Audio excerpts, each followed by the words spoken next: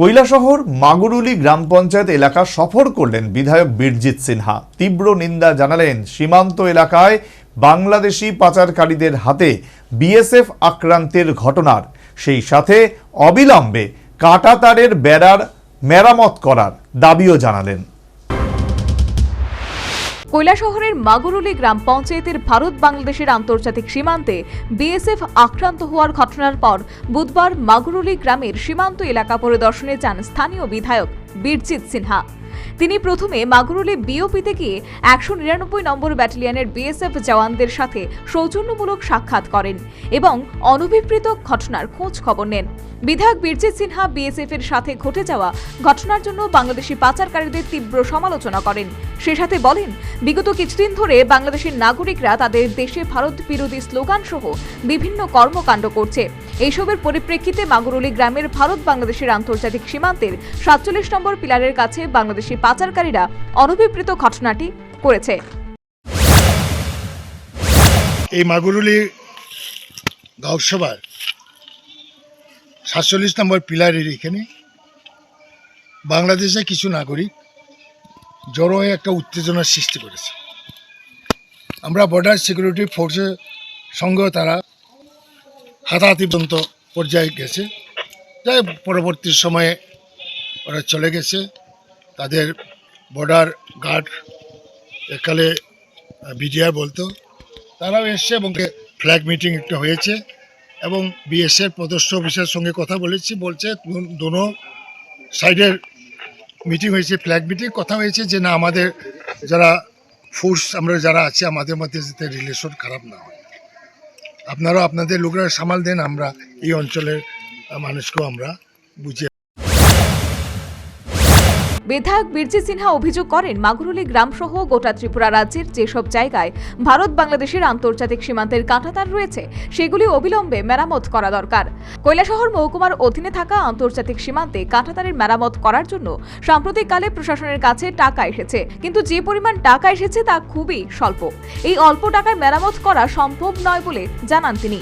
অবিলম্বে রাজ্য পুলিশের উচ্চপদস্থ পুলিশ অফিসাররা এসে বাংলাদেশের আন্তর্জাতিক সীমান্ত পরিদর্শন করা উচিত। তাহলে কোথায় কোথায় কাঁটাতার নষ্ট হয়েছে কিংবা কাঁটাতার দুর্বল হয়ে রয়েছে তা শনাক্ত হবে।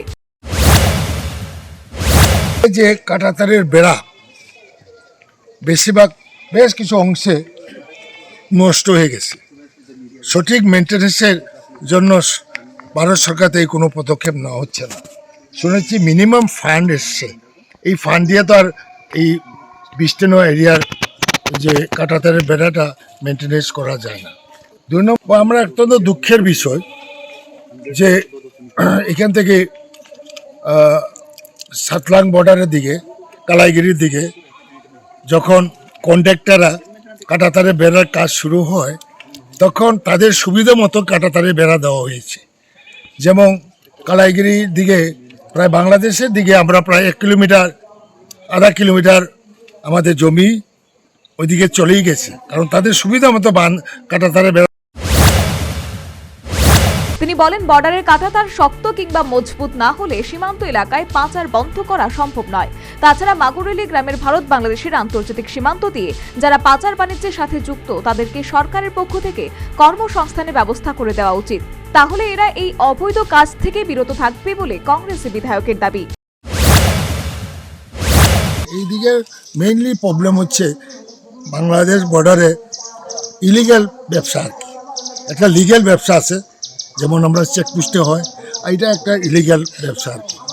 এখন এগুলা বন্ধ করতে গেলে সরকারকে তাদের স্বনির্ভরের একটা ব্যবস্থা করতে হবে। এটা হলো কালো বেজারি, ট্যাক্স দিচ্ছে না, এই জন্যই। সুতরাং তাদের এই অঞ্চলে যদি ব্ল্যাক বন্ধ করতে হয় তাহলে তার সরকারকে প্রজেক্ট তৈরি করতে হবে এই লোকগুলার কর্মসংস্থান।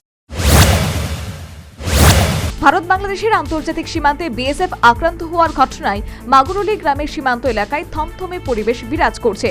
তবে বিএসএফ তীক্ষ্ণ নজরদারি অব্যাহত রেখেছে। Bureau report, news vanguard.